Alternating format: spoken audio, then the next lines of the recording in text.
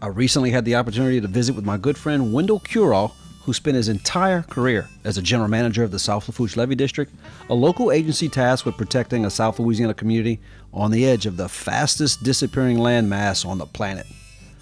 Under Windell's watch, the Hurricane Protection Levee System has withstood several major storms over the decades, including a direct hit from Hurricane Ida in 2021.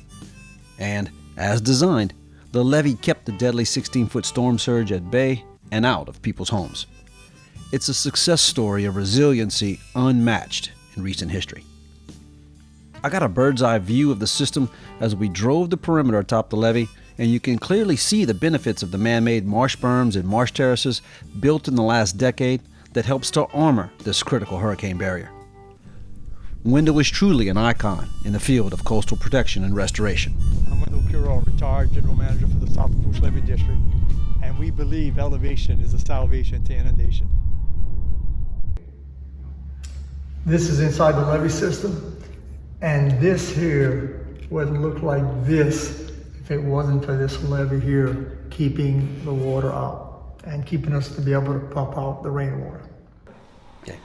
Hey folks, Jason Theriot here, author of the book American Energy Imperiled Coast, Oil and Gas Development in Louisiana's Wetlands. This year marks the 10-year anniversary of the publication of that book, and I'm here with another guy whose story was featured in that book 10 years ago, Windell Curole, who's now the former general manager of the South Lafourche Levee District, and that's where we are today in Galliano, right in the heart of the most successful flood protection levee system in the United States. And just visiting with Windell, just got finished taking a ride up on the levee to see how far you guys have come in the last 10 years, and pretty amazing views, especially of the marsh apron. So tell me, Windell, how far has the community and the project come in the last 10 years? Well, it's continued to improve. We were surpassed by the core elevations were a few years ago, and yet we can't guarantee what height hurricane surge is going to be. So we're building as high as we can afford to build. We now have the levee up that was originally designed for 13 feet. We have it up at least 16 feet in the south end, some places 18, and we're looking at going to 19 and a half in some areas. It tapers down to 13 on the north, but the risk from hurricanes, and we got hit by Ida, which was the fifth most powerful storm to hit the United States, tied for the worst storm to hit Louisiana. We had the critical path for the storm, had a 16-foot storm surge, and not had one NFIP claim. No flood surge claim from this storm.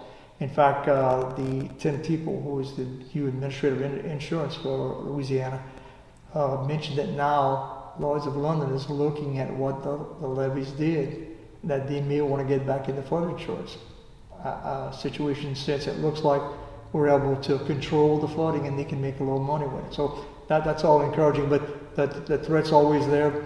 In 10 years, we've done a tremendous amount of improvement, getting the levee up, also protecting the outside berm of the levee with some of these environmental projects that we've worked with ConocoPhillips, Ducks Unlimited, the parish, the state. So everybody working together, we've all benefited. But the risk from our land loss continues, where we keep subsiding, but we can maintain areas if we decide to. There's risk for more communities in Louisiana. And if you don't take care of your community, it will not survive in the southern parts of the state as you get to the end.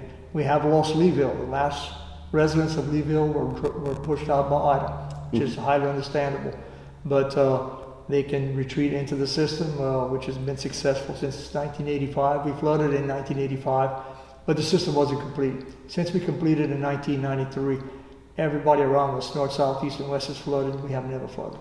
Close the gap. We've got the gap closed, and luckily we've increased it, because had we stayed with the former elevations, there's no doubt Ida would have flooded us to maybe 12 to 13 feet inside the system, and anybody who would have stayed would have definitely had their lives threatened, if not lost. So we were very successful. At the same time, the worst thing that happened is too many people have become very confident with the system. Too many people stayed. Everybody should have left. That was a very powerful storm. Let the system protect your property, not your life. And it's not worth the risk. One little accident, a boat clipping the top of the levee, any of those things could lead to the loss of the system or rupture of the system. So when it's a powerful storm and the parish says evacuate, people need to evacuate. But we're glad to see that some more restoration projects, our marsh apron concept, where we build marsh around the levee so that the levee protects one side of that marsh, and that marsh stops any erosion into the total levee, has been very beneficial to us, and we need to keep on doing it because we do continue to lose marsh around the system. Yeah, we're looking off of the levee, and we work with the different companies and nonprofits to get these terraces built in a way that helps protect the berm and the levee. The terraces do their job, beneficial to nature, and at the same time help protect the toe of the levee, which animals use also as a benefit, giving them different types of elevations when high water approaches.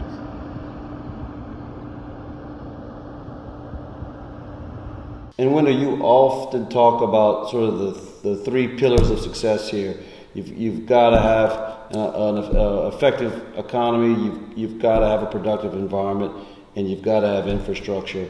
And if you look down south here, past the new elevated Highway 21 bridge going on down to Port Fourchon, that facility may not have been built down here in southern Lafourche had it not been for this levee in the mid-1990s. So just quickly explain sort of the connection between the success of the levee and the success of Port Fourchon. Well, we're busy building the levee, and Senator Dupree from next door in Terrebonne, who was our senator also, he said, look, if that levee wasn't built, it says the road in Golden Meadow is below sea level. And if that road would be underwater, the big oil companies, Shell, BP, would have never set up at Port Fourchon. And the port would not have had the tremendous growth. It's been the center of supporting all deep offshore oil. The federal government's been averaging about $6 billion from the royalties and drilling that goes to the federal government and taxes from that drilling. And it would not be housed where it is today and not be as successful and not cost effective. But a combination of the levee keeping the road dry and then the port making the revenue that it does with the taxes have helped us be able to continue maintaining the levee. But you know, those three things, all communities need a good environment, need a good economy, and critical infrastructure to be successful.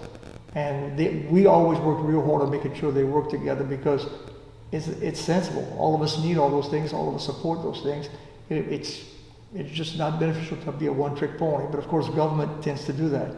It limits how you spend and how you look at things. We never let government get in the way of us doing the right thing. Wendell, always a pleasure to visit with you, man. Congratulations on retirement. Thank you. We'll close with one of your most well-known little Wendell-isms there. Salvation. Elevation is a salvation to inundation. Here we are. You can say it in French. Elevation, c'est la salvation de l'inondation. Perfecto. Thank you, my man. All right. Take care.